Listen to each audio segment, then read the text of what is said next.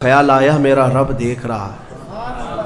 ہم کپڑے اتاریں اس کے سامنے جو ہمارے دلوں کے حالات بھی جانتا ہے. تو وہ میری چچیری بہن وہ بھی رونے لگی, میں بھی رونے لگا, اور ہم ایک دوسرے کو ہاتھ نہیں لگائے.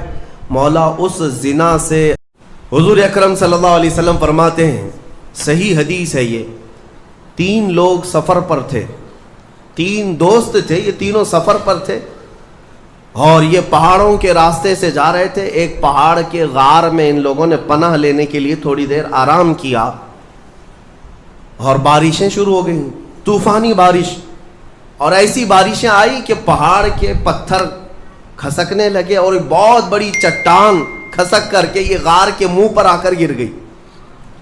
غار بند اور یہ اندر 3 بیٹھے ہوئے ہیں.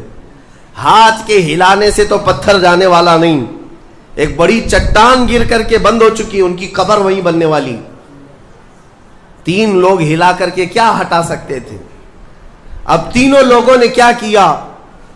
میرے آقا صلی اللہ علیہ وسلم فرماتے ہیں تینوں رونے لگے کہ اب ہماری موت یہیں پر ہونے والی ہے, ختم ہے, لیکن اس سے پہلے چلو اللہ کی بارگاہ میں اپنی زندگی کی کوئی ایسی چیز ہو جو تم نے خالص اس کے لیے کیا تھا, اس نیکی کو وسیلہ بنا کر کے دعا کرتے ہیں, دیکھتے ہیں پتھر ہٹتا ہے کیا. تو تینوں نے اپنی اپنی زندگی کی ایک ایک چیزیں شمار کرنا شروع کیا.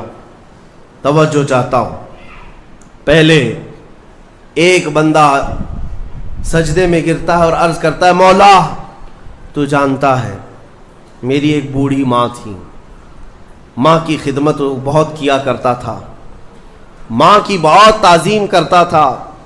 ایک دن رات کو جب میں گھر پہنچا تو میرے پاس صرف 1 روٹی تھی اور تھوڑا سا دودھ تھا. میرے گھر کے کئی بچے تھے, بچے بھی بھوکے تھے, لیکن میری ماں بوڑھی تھی. تو میں جب بھی گھر رات کو پہنچتا پہلے اپنی ماں کو کھلاتا, اس کے بعد اپنے بچوں کو کھانا دیتا. اس دن ایسا ہوا کہ میرے پاس صرف 1 روٹی اور تھوڑا سا دودھ تھا, ماں بھی بھوکی تھی اور بچے بھی. بچے آ کر لپٹ گئے, کہنے لگے کہ ہمارے لیے کھانا, بھوک کی شدت ہے. میں نے بچوں کو تھوڑی دیر کے لیے بٹھایا گھر کے باہر اور اس روٹی کو چور کر دودھ میں اپنی بوڑھی ماں کو کھلایا. میری بوڑھی ماں جو بھوکی تھی وہ پوری روٹی کھا گئی اور پورا شکم سیر ہو کر وہ دعا کرتے ہوئے سو گئی. اس رات کو میں بھی بھوکا رہا, میرے بچے بھی بھوکے رہے, ہمارے گھر میں اس کے علاوہ کوئی کھانا نہیں تھا. اے رب ذوالجلال, میں نے اپنی ماں کے ساتھ یہ جو حسن سلوک کیا خالص تجھے راضی کرنے کے لیے, خالص تجھے راضی کرنے کے لیے.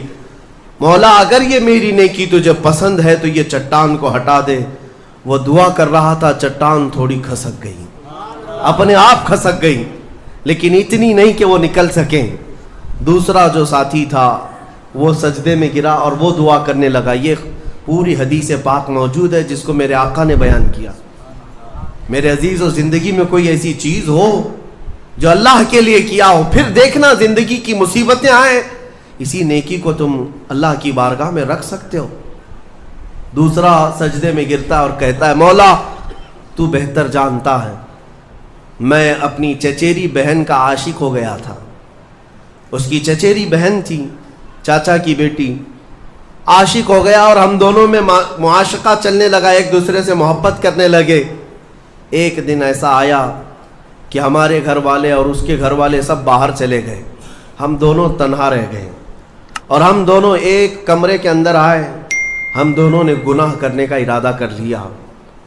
شادی تو نہیں ہوئی تھی, نکاح بھی نہیں ہوا تھا, دونوں کھڑے ہوئے, گناہ کرنے کا ارادہ ہی تھا کہ ہم دونوں کو اچانک خیال آیا میرا رب دیکھ رہا ہے. ہم کپڑے اتاریں اس کے سامنے جو ہمارے دلوں کے حالات بھی جانتا ہے. تو وہ میری چچیری بہن وہ بھی رونے لگی, میں بھی رونے لگا, اور ہم ایک دوسرے کو ہاتھ نہیں لگائے. مولا اس زنا سے اور اس بدکاری سے اگر میں بچا تھا تو میرے رشتہ داروں سے ڈر کر نہیں, خالص تیری رضا کے لیے کہ مولا کریم کے اس سلطنت کو میں اپنے گناہوں سے پامال نہیں کروں گا. تو جب یہ وہ کہنے لگا اور عرض کیا مولا اگر میں وہ رات گناہ سے بچاؤں تیری بارگاہ میں میرا وہ بچنا پسند ہے تو اس چٹان کو تو ہٹا دے۔ حدیث پاک میں چٹان اور کھسک گئی۔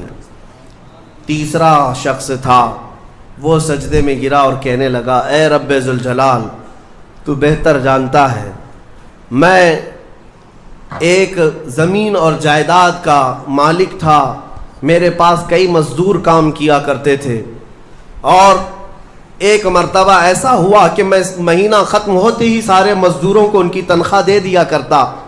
ایک مزدور ایسا ہے جو اپنی تنخواہ لیے بغیر چلا گیا، ایک مزدور تنخواہ لیے بغیر چلا گیا، اور اس کی تنخواہ میں نے سنبھال کر رکھی اور اس سے ایک بکری خرید لیا۔ میاں لوگ تو کسی کی سیلری ہو دبا کر کے کھا جائیں گے، اور یہ حدیث پاک میں جس کے لیے کہا جا رہا ہے وہ بندہ کہتا ہے میں اس کی پوری تنخواہ سے ایک بکری خرید لیا، بکری کو پالنے لگا، وہ مزدور آیا نہیں، وہ مزدور چلا گیا، مہینوں چلا گیا، بکری کو میں پالتا رہا، بکری نے بچے دی، بچوں کے بچے ہوئے، بچوں کے بچے ہوئے۔ اے رب ذوالجلال، تو نے اتنی برکت دی کہ اس ایک بکری سے ایک پورا میدان کئی ہزار بکریاں بھر گئی، کئی ہزار بکریاں کئی سالوں کے اندر۔ وہ ان بکریوں میں نہ کسی کو بیچتا تھا نہ کسی کو ذبح کرتا تھا، سب بکریاں رکھا۔